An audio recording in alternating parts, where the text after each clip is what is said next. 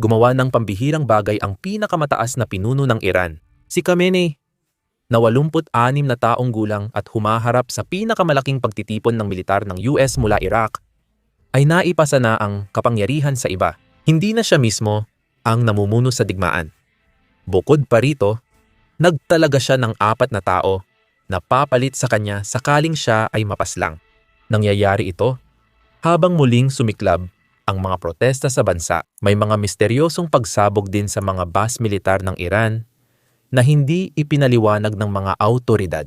Nagkakatipon na ang mga pangyayari at ang rehimen ay naghahanda para sa digmaan at pagbagsak nito. Ipapakita ko sa inyo ang lahat ng nangyayari kaya manatili kayo dahil ang bilang na ibinunyag ni Trump tungkol sa masaker noong Enero ay halos hindi kapani-paniwala.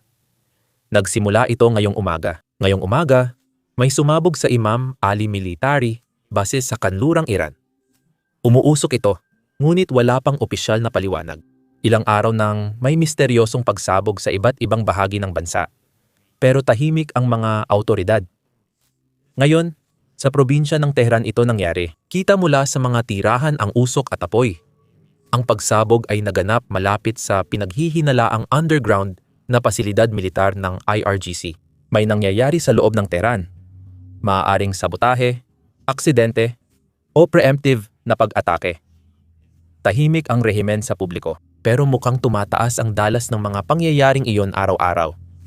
Pero ito ang tunay na pinaniniwalaan ngayon ng pamunuan ng Iran. Ayon sa mga matataas na opisyal at 3 miyembro ng IRGC, naniniwala ang Iran na malapit nang umatake ang US kahit may mga negosasyon pa. Lahat ay naka-maximum alerto. Ipinoposisyon ang missile launcher, idinedeploy ang air defense system, at pumupwesto na ang mga tauhan. Heto ang nakakagulat na parte na tatalakayin natin mamaya. Alam mo ba, si Ali Khamenei, ang pinakamataas na pinuno ng Iran, ay hindi ang namumuno sa paghahanda nito. Ipinasa niya ang kapangyarihang iyon sa iba. Isa ito sa pinakamahalagang pangyayari na nakita natin sa ngayon.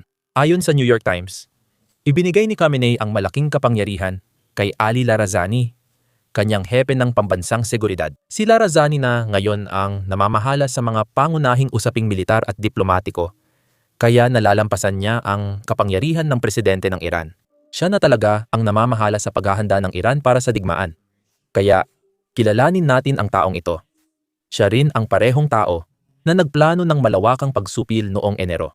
Kumuha siya ng inspirasyon mula sa Tiananmen Square Massacre sa China noong 1989 at ginagamit ngayon ang parehong pamamaraan sa Iran.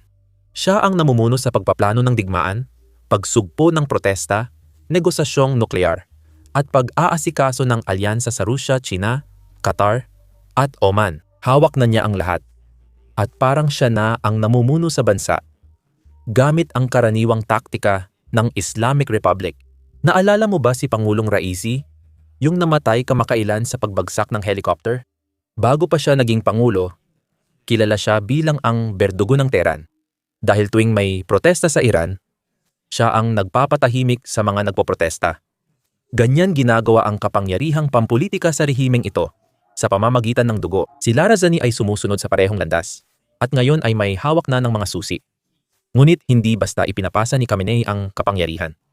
Pinaghahandaan din niya ang kanyang kamatayan. Naglatag ang pinakamataas na pinuno ng plano sa kahalili at iniutos sa bawat opisyal na magtalaga ng 4 na papalit. 4. Hindi lang isa ang reserba, 4 na antas. Katulad ito ng 12 araw na digmaan noong nakaraang taon. Nang pinaslang ng Israel ang mga pangunahing leader ng militar at nuclear sa maikling panahon, muling pinaghahandaan ng Iran ang ganoong pangyayari.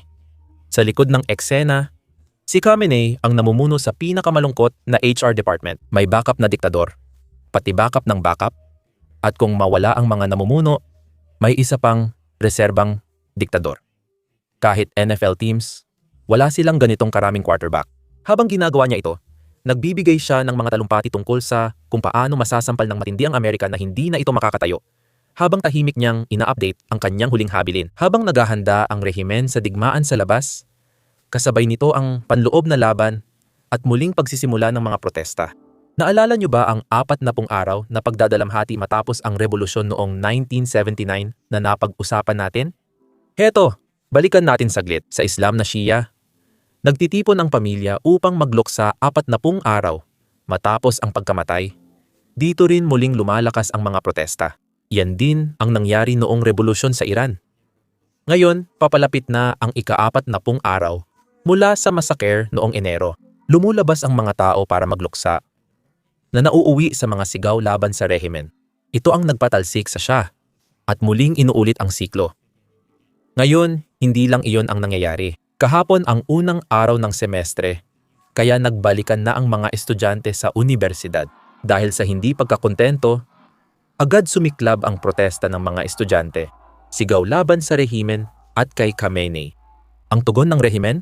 Agarang pagpapaputok ng baril. Iba ito kumpara noong Disyembre. Noon, naghintay pa sila bago sila gumamit ng bala. Halos 2 linggo silang naghintay. Pero ngayon hindi na sila kampante. Siguro dahil nakita nila kung gaano kabilis kumalat ang protesta. O dahil na rin sa pressure ng US kaya sila nagiging desperado. Kahit ano paman, gumagamit na agad ng totoong bala ang rehimen mula pa lang sa unang araw. Ibig sabihin, malamang na tumataas ang bilang ng mga namamatay. Kapag nababanggit ko ang mga pinapatay ng rehimeng Iranian, hindi ko alam kung bakit, pero na-flag at nililimitahan ang mga video namin. Ayaw ng YouTube na pag-usapan ang mga hindi kaaya-ayang bagay para sa advertisers. Kaya kung maaari ninyong tulungan kami sa paglaban sa algorithm sa pamamagitan ng pag-like at pag-subscribe sa button sa ibaba, talagang malaking tulong yon. Tinutulungan kami nitong maabot ang mas maraming tao para malaman ang totoong nangyayari. Ipapakita ko ngayon kung bakit takot na takot ang Iran. Hindi lang dahil sa lakas ng US, lalong lumalaki ito araw-araw.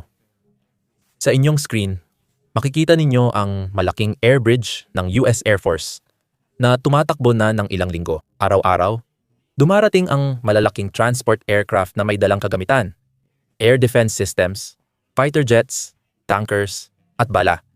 Hindi ito isang beses na deployment, kundi tuloy-tuloy ang pagdating. Ibig sabihin, bawat araw na may nagsasabing malaking deployment, kinabukasan, mas lumalaki pa ito. Sabi ng mga eksperto, nasa 40 hanggang 50% ng deployable air power ng Amerika ay narito na ngayon sa rehiyong ito. Ilalagay ko ito sa perspektibo. Katumbas ito ng air power na ginamit ng US sa Iraq Wars noong 1991 kay Bush 1 at 2003 kay Bush Jr.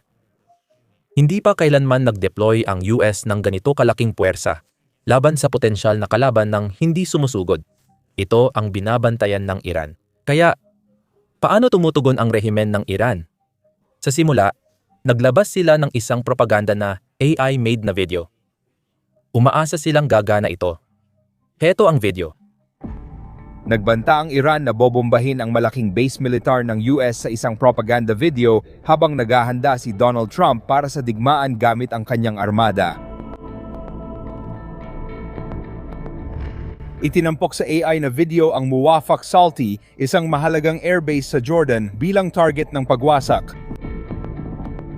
Ipinapakita sa video ang mga misil ng Iran na tumatarget sa dos-dosinang F-35 stealth jets, mga refueling tanker at MQ-9 Reaper drone.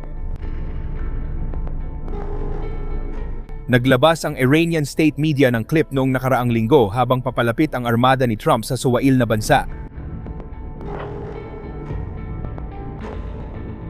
Nagbabala ang pinakamataas na pinuno na si Ayatollah Ali Khamenei sa kanyang bansa na hindi ito yuyuko sa presyo ng US para pumayag sa isang kasunduang nuklear. Ito ang video ng IRGC na nagpapakita ng plano nila kung umatake ang US, kabilang ang US bases at mensahe ng pagsuway. Iba ang usapan kung kaya talaga nila gawin ito, pero mukhang naglalagay sila ng kagamitan. Isang grupo para sa karapatang pantao ang nag-ulat na nagdadala ang Iran ng mabibigat na armas sa kanlurang hangganan. Makikita sa screen ang Grad rocket system. Dinisenyo ang mga ito para sa maiikli hanggang katamtamang distansya at matinding labanan. Nagpoposisyon sila para gumante. May satellite image na nagpapakitang naglalagay ang Iran ng Russian S-300 air defense system. Gumana ang mga air defense system noong 12 araw na digmaan noong Hunyo. Pero hindi sila naging kapaki-pakinabang. Akala natin karamihan dito ay sira o napinsala. Kaya ang tanong, gumagana pa ba? O panlilin lang? Dahil sa satellite images, mukhang nawawala ang radar sa ilan. Posibleng mga plastic na panlinlang ito na ginagamit ng Ukraine at Russia sa frontline. Totoo man o peke, ipinapakita nito na nasa pinakamataas na antas na ang tensyon. At narito ang patunay kung gaano kagulo ang sitwasyon sa loob ng Iran ngayon. Naalala mo ba yung Iranian F-4 na bumagsak 2 araw na nakalipas? Ginawa ko ng video at tinawag ko itong mechanical failure dahil wala pa akong impormasyong alam noon. Ngayon alam na nating ang IRGC mismo ang bumaril sa sarili nilang F-4. Akala nila banyagang eroplano kaya pinaputukan nila ng air defense missile. Nasira ang eroplano pero hindi ito bumagsak. Bagaman nasira ang landing gear, nang subukang ipalapag ng piloto ang eroplano, hindi ito naging maayos kaya namatay siya. Pinalad namang nakaligtas ang co-pilot. Masama ang friendly fire sa anumang militar.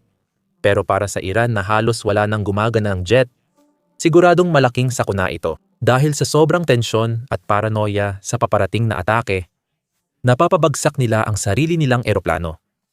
Puno na lang ng takot at kaguluhan. Ngayon, ipapakita ko ang 2 ibinunyag ni Pangulong Trump na nagpapakitang malapit na tayo sa mga pag-atake.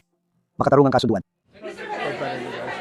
Alam mo, iba ang mga tao sa Iran kumpara sa mga pinuno nila.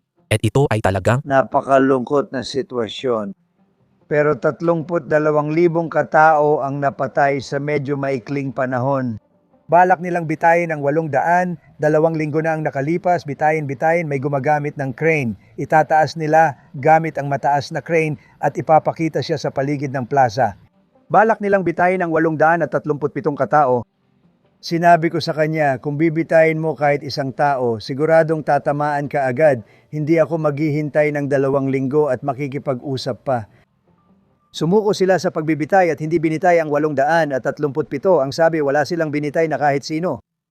Naaawa talaga ako sa mga tao sa Iran, parang impyerno ang buhay nila, maniwala kayo. sa unang pagkakataon, kinumpirma ng isang presidente ng US ang pinaniniwalaan ng administrasyon na bilang ng namatay noong Enero, 32,000. Isipin mo yon, 32,000 ang namatay sa loob ng 2-3 araw. Sa 2026, mahirap na yung maintindihan. Maaaring inilalantad ng administrasyon ang bilang na ito para makakuha ng pampulitikang suporta sa mga pag-atake. Hindi mo ilalabas ang bilang na yan kung hindi mo hinahanda ang publiko para pigilan ang ganitong pagpatay. Pagkatapos, nagkaroon ng nakabukas na mikropono matapos ang press conference kung saan halos umamin si Pangulong Trump ng bagay na ayaw niyang malaman ng publiko.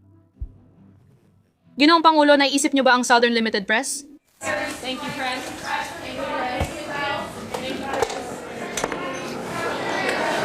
Sa tingin ko, masasabi kong iniisip ko ito.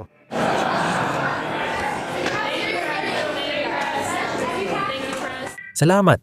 Maaaring magkaroon ng pag-atake kahit kailan, kaya lagi namin kayong i-update. Huwag kalimutang mag-subscribe at magkita tayo sa susunod na video.